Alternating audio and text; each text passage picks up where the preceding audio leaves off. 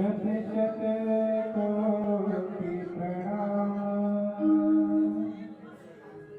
अखिल विश्व के हो प्रभु सद्गुरु मंगलदाता। सब धरनी कागज करो लेखनी सब बनराए। सात संग की मति करो गुरु मुनि लिखा न जाए। मैं अपराधी जन्म का नख सिख बरा विकार। तुम दाता दुख कंजना मेरा करो उद्धार। भक्ति दान मुनि दीजिए गुरुदेवन के देव। और कछु ना चाहिए इस दिन तुम्हारी सेव। और कछु ना चाहिए हर पल तुम्हारी सेव। मन मंदिर में विराजमान श्री भगवान जी का पावन दर्शन करते हुए अपनी वाणी को पवित्र करने के लिए दोनों हाथ खड़े करके ऊंचे स्वर के साथ जयघोष करिएगा। और मुझे पता है आपकी आवाज कितनी है। अभी थोड़ी देर साउंड बंद हुई तो सुन ली थी आपकी आवाज। अब जयकारा लगेगा तब आवाज नहीं निकलती। बड़े प्रेम से सदगुरु का दीदार करते हुए अपनी इस रचना को उस भगवान के नाम से पवित्र करते हुए दोनों हाथ खड़े करके जयघोष करिएगा। बोलो जयकारा बोले श्री गुरु महाराज की जय। बोलो श्री परमात्मा महाराज की जय। बोलो श्री नगरी निवासी भगवान की जय। बोलो श्री स्वामी जी महाराज की जय। बोलो श्री जुगल जोड़ी महाराज की जय। श्री रामचंद्र महाराज की जय। पवन सुत हनुमान की जय। बोलो साचे दरबार की जय।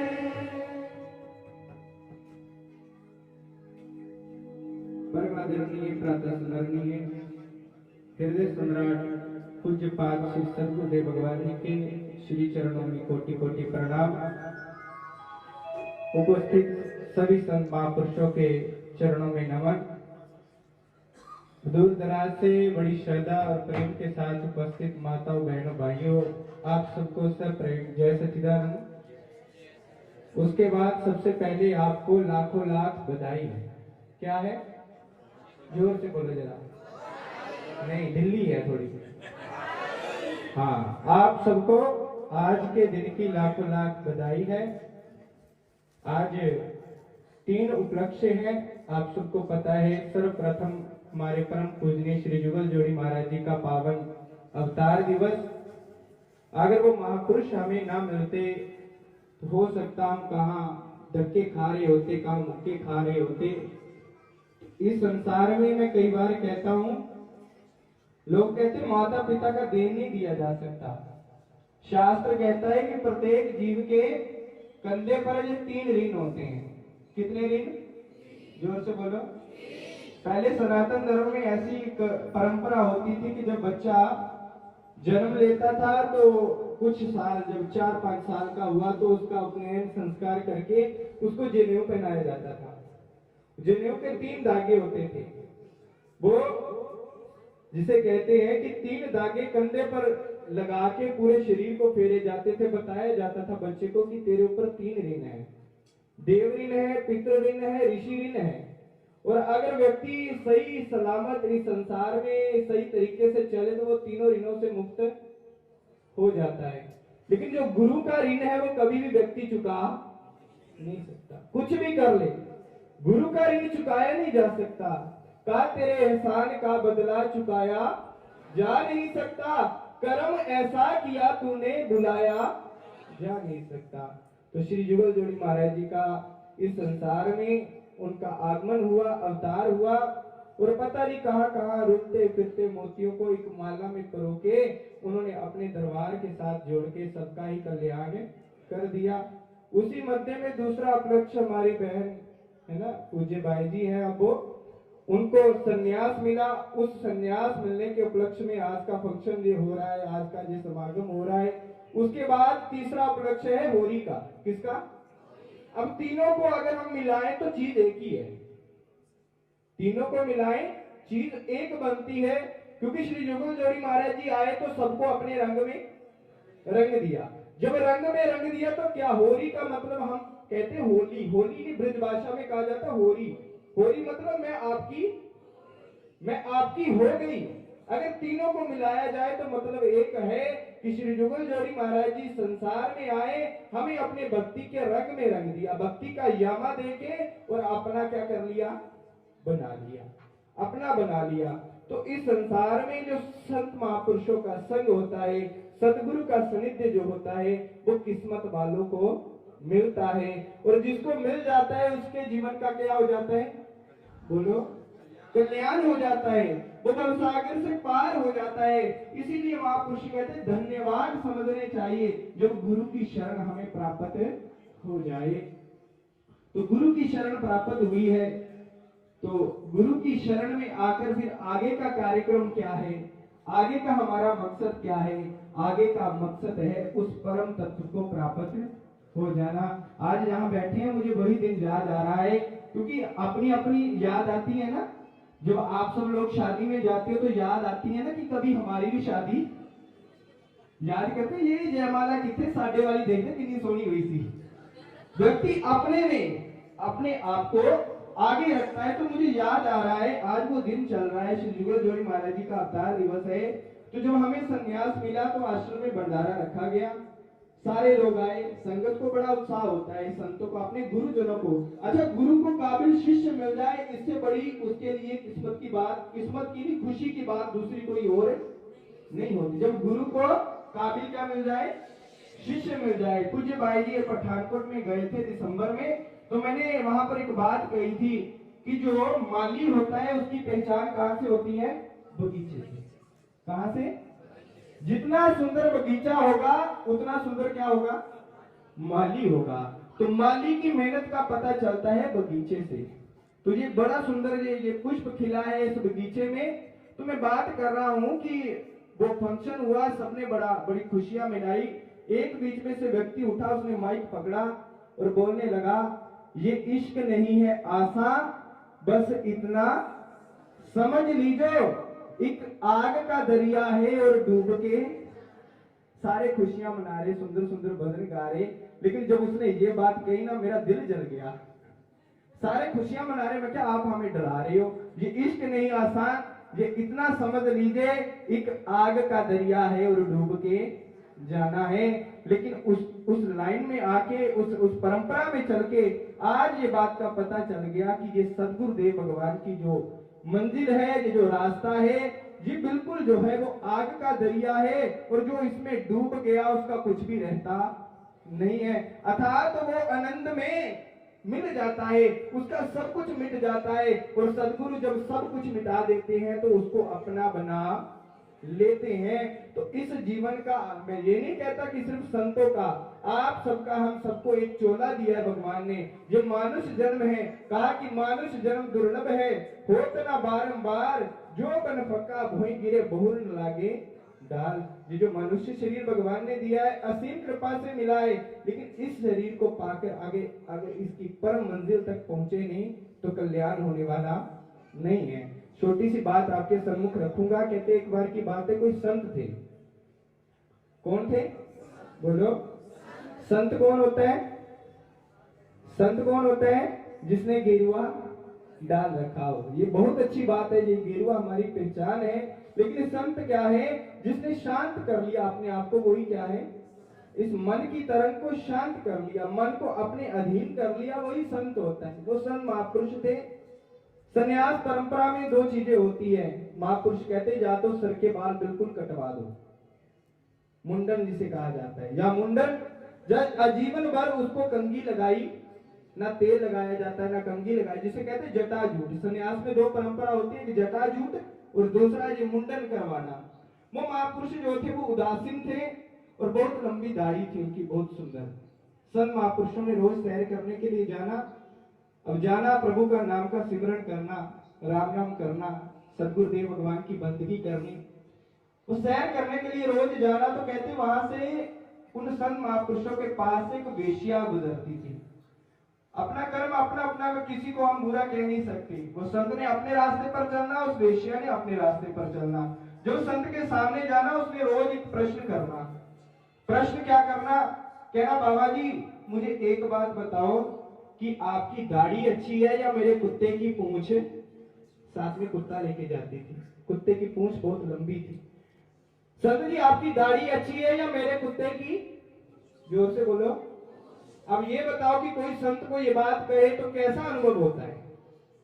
अरे उसका तो कल्याण कभी नहीं हो सकता जो संत को ऐसे, है ना। तो उन्होंने कहना हर रोज यही प्रश्न करना, बाबा जी आपकी दाढ़ी अच्छी या मेरे कुत्ते की पूंछ अच्छी? उस संत ने रोज गुजर के चले जाना, कोई जवाब नहीं देना। मौन सबसे बड़ा जवाब होता है। जब हम मौन हो जाए ना, उससे बड़ा जवाब इस संसार में दूसरा कोई और है। द्वारिकाधीश भगवान श्री कृष्ण एक बार द्वारिका में बैठे, जब द्वारिकाधीश बन गए ना, पहले तो वृंदावन में रहे, आप होली का दृश्य आप देख रहे हो। जब द्वारिकाधीश बन गए, महाराज बन गए, तो कहते 16,108 रानियां थी द्वारिकाधीश भगवान जी की, और 8 पैर आगे पीछे सेवा में लगी रहना। एक दिन कहते द्वारिकाधीश भगवान श्री कृष्ण भोजन कर रहे, अन्न ग्रहण कर रहे, और भोजन के बड़े रसिया थे भगवान, बहुत रस लेके भोजन किया करते थे। तो कहते पास में सारी रानियां खड़ी हैं, सारे सेवादार खड़े हैं। भगवान श्री कृष्ण भोजन करते करते मन में पता नहीं क्या आया, मुकुट नीचे गिर गया, पीतांबर नीचे गिर गया, चरणों में चरण पादुका नहीं है, जरा सी पता नहीं क्या मन में मोह आई, तत्क्षण ही उठकर भागना शुरू हो गए। जब जैसे भागे, पीछे रानियां भी भागी, पीछे सेवादार भी भागे, पीछे मंत्री सेनापति सारे भागे। भगवान गए कहां? कहते जैसे गेट में पहुंचे वहां रुक गए, फिर से वापिस आ गए और भोजन करना शुरू कर दिया। रुक्मिणी कहने लगी प्रभु आपकी लीला समझ में नहीं आई, इतने प्रेम से आप आनंद से भोजन कर रहे थे, ये क्या हो गया, भाग के क्यों गए आप? भगवान कहने लगे बहुत बड़ा राज है, बताओ क्या राज है? कहते कोई मेरा भगत था, वो जा रहा था, गली में से गुजर रहा था, लोगों ने उनको पत्थर मारे। क्या मारे? बोलो। पत्थर मारे, क्योंकि मैंने पहले कहा ये रास्ता बहुत दुर्गम है, लेकिन अगर सदगुरु साथ हो तो बहुत सुगम भी कर देते हैं। फील नहीं होने देते, वो कष्ट नहीं होने देते। वो जा रहे, कहते कि लोगों ने पत्थर मारे, और लेकिन उस फकीर ने कुछ भी नहीं किया। क्यों? क्योंकि उसके हाथ में तानपुरा था। तो भगवान का क्या कर रहे थे? भजन गा रहे थे। तो कुछ नहीं कहा। मेरे मन में आया कि इस फकीर ने कुछ नहीं कहा, तो मेरा भी तो कुछ दायित्व बनता है, मैं जाके इसकी क्या करूं? क्या करूं जाके? मैं जैसे रक्षा करने के लिए भागा, तो इसका जैसे वजन पूरा हुआ, तो इसने भी पत्थर उठा लिया। जैसे इसने पत्थर उठाया, तो मैंने समझ लिया कि अब मेरे जाने की जरूरत है, ये तो सक्षम है अपनी रक्षा करने के लिए। तो भाव ये है, मौन सबसे बड़ा जवाब है। शांत रहना, इससे बड़ी दुनिया में कोई चीज नहीं है। तो उस संत को रोज प्रश्न करना। कहते समय बीतता गया, कई साल बीते। उन संत जी का अंतिम समय आया, जब शरीर त्याग करना था, वो अंतिम समय आया। कहते कि अंत काले च मामे स्मरण मुक्त्वा कलेवरम ये प्रयाति सर्वभावम याति न तत्र संशया। भगवान कहते हैं कि जो अंत काल में, भगवान कहते हैं मेरा भजन करते करते अपने प्राण को त्याग करता है, वो कहीं इधर उधर भटकता नहीं है। पूज्य भाई जी कई बार अक्सर जहां बैठे बैठे बातें करते हैं कि वो भी प्रेमी थे, उन्होंने अंतिम समय किसको याद किया? बोलो जोर से। श्री गुरु महाराज जी को याद किया और उनका दर्शन करके अपने शरीर का त्याग कर दिया। जो इस सत्ता तक पहुंच जाए तो समझना कि सीधा परम गति को गया है, वो संसार में फिर वापिस आने वाला नहीं है, ऐसा भगवान कह रहे हैं। उन संत जी का अंतिम समय आया, प्राण नहीं निकल रहे, कष्ट हो रहा है। किसी ने पूछा कि महाराज आप तो संत हो, संतों के प्राण तो सहज ही निकल जाते हैं, आपकी तो बात ही अलग होती है, लेकिन प्राण क्यों नहीं जा रहे? कहते मेरे दिल में एक बात है। क्या है दिल में? एक बात है। कहते क्या बात है? कुछ कहना चाहता हूँ। किससे कहना चाहते हो? कहते जो वेश्या रोज वहां सैर करने के लिए जाया करती थी ना कुत्ता लेके, उसको लेके आओ मेरे पास। लोग गए, जाके बोला वेश्या को तेरे को संत बुला रहे। कहती आहो भाग्य, संत अगर मुझे बुला रहे तो इससे बड़ी प्रसन्नता और क्या होगी मेरे लिए। वो गई जाके संत जी का हाल चाल पूछा, महाराज कैसे हो आप? कहते बिल्कुल सही हो, लेकिन आज तेरे से कुछ बात करने का मन हुआ। कहते क्या बात है? मन में बात ये है कि हर रोज हम दोनों सैर करने के लिए जाते थे, तूने कुत्ता पकड़ा हुआ होता था और हर रोज क्या बोलती थी? आपकी दाढ़ी अच्छी या मेरे कुत्ते की पूंछ अच्छी। तो आज मैं तेरे को उत्तर दे रहा हूं कि तेरे कुत्ते की पूंछ से मेरी दाढ़ी अच्छी है, बहुत अच्छी है। तेरे कुत्ते की पूंछ से मेरी दाढ़ी बहुत अच्छी है। वो वेश्या कहने लगी, महाराज ये बात तो मैं भी जानती थी, लेकिन इस प्रश्न का उत्तर तो आप 20 साल पहले भी दे सकते थे, 30 साल पहले भी दे सकते थे, लेकिन आज क्यों ये उत्तर दे रहे हो आप? ये ऐसी क्या बात हुई? कहते तू जब बोलती थी तो मेरा मन सतर्क हो जाता था, मैं उससे भी शिक्षा लेता था। इस मन का कोई भी भरोसा नहीं। मैं जवाब नहीं देता था कि मेरी दाढ़ी अच्छी है। अगर मैं उस वक्त कह देता कि मेरी दाढ़ी अच्छी है, कल को मेरे मन से कोई अपराध हो जाता तो तेरे कुत्ते की पूंछ मेरी दाढ़ी से क्या थी? अच्छी थी। लेकिन आज मेरे को प्रसन्नता है क्योंकि मेरी सतगुरुदेव भगवान के साथ तोड़ निभ गई है। सारा जीवन मैंने लगा दिया सतगुरुदेव भगवान की बंदगी, अब तोड़ निभ गई है, अब जाने वाला हूं, एक दो शेष सांस रह गए हैं। लेकिन आज तेरे को बता दूं कि मेरी दाढ़ी तेरे कुत्ते की पूंछ से बहुत अच्छी है। ऐसा संत महापुरुषों का मुकाम होता है।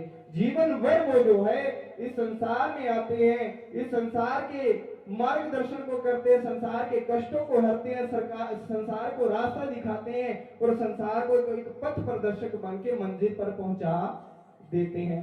परम पूजनीय श्री जुगल जोड़ी महाराज जी का पावन आज अवतरण दिवस है। तो मन में मेरे हर वक्त एक बात आती है, मैं महात्मा जी से कई बार गुफ्तगू करता रहता हूँ कि जब मैं बड़े महाराज जी को देखता हूँ तो मुझे ऐसा लगता है कि राम रूप है। बोलो सतगुरुदेव भगवान की। बड़े महाराज जी को जब भी मैं देखता हूँ मेरे को अंदर से ये अनुभूति होती है, मैं कोई वाहवाही लेने के लिए नहीं कह रहा, अंदर से ये अनुभूति होती है, क्योंकि उनमें मर्यादा जब मैं देखता हूँ तो ऐसा लगता है कि साक्षात किसके स्वरूप है? भगवान श्री। और जब मैं छोटे महाराज जी को देखता हूं तो ऐसा अनुभव होता है कि साक्षात लीला पुरुषोत्तम भगवान श्री कृष्ण चंद्र हैं। और जब मैं स्वामी जी का दर्शन करता हूं और उनके जीवन के बारे में जब देखा, उनके सूक्ष्म रूप से जब जाना उनके जीवन के बारे में, तो ऐसा अनुभव होता है कि साक्षात भगवान शंकर हैं वो। क्योंकि शंकर जैसी उपासना, शंकर जैसा तेज, शंकर जैसा ध्यान में है ना निपुणता, शंकर जैसा सिद्धियों की प्राप्ति परम पूजनीय श्री स्वामी जी महाराज जी के। देखो हम कितने सौभाग्यशाली हैं, हमारे पास राम भी है, हमारे पास कृष्ण भी है, हमारे पास शंकर भी है। इन महापुरुषों के चरण शरण में अगर हम आ गए हैं, अगर इनके बताए मार्ग पर चलेंगे तो हमारे जीवन का अवश्य ही कल्याण होएगा। लेकिन उन्होंने मार्ग केवल एक ही बताया है, वो है सिमरन का मार्ग। सिमर सिमर सिमर नाम जीवा, तन मन होवे निहाला, चरण कमल तेरे तोय तोय भीमा, मेरे सतगुरु दीन दयाला। उस सतगुरु के चरणों की धूल अगर इस मन को मिल जाए और हम सच्चे मन से, अगर सच्चे मन से, किसे? सच्चे मन से। भगवान कहते सर्व कर्माणि परित्यज्य मामेकं शरणं व्रज अहंकार सर्व पापभ्यो मोक्षयामि मा शुचे। भगवान ने कहा मेरी शरण में आ जाओ, लेकिन एक बार सच्चे मन से कह दो कि मैं किसका हूं। भगवान को क्या कहना है? मैं किसका हूं? आपका हूं। लेकिन ये जुबान तक हमारी बात होती है कि मैं आपका हूं। अगर जिस दिन मन ने कह दिया कि मैं आपका हूं, तो भगवान कहते हैं कि तुम्हारे और मेरे में कोई भी दूरी नहीं है। ये दूरी है माया की, जिसने माया के आवरण को हटा दिया, जो संसार के सार को समझ गया, जो संसार की सत्ता को समझ गया कि सतगुरुदेव भगवान के सिवा तो इस संसार में दूसरा कोई है ही नहीं। कहते तुझ में राम, मुझ में राम, सब में राम समाया, सबसे कर लो प्रेम जगत में कोई नहीं। कितना सुंदर सूत्र दिया महापुरुषों ने। सब में तो वो भगवान बसा हुआ है। तत्वमसी कहा महापुरुषों ने कि हर एक में वो तत्व विराजमान है। अगर तत्वमसी है तो फिर बैर किस बात का, विरोध किस बात का, ईर्ष्या किस बात की, द्वेष किस बात का। लेकिन जब तक वो माया का आवरण हटता नहीं है, जीव दुखी रहता है।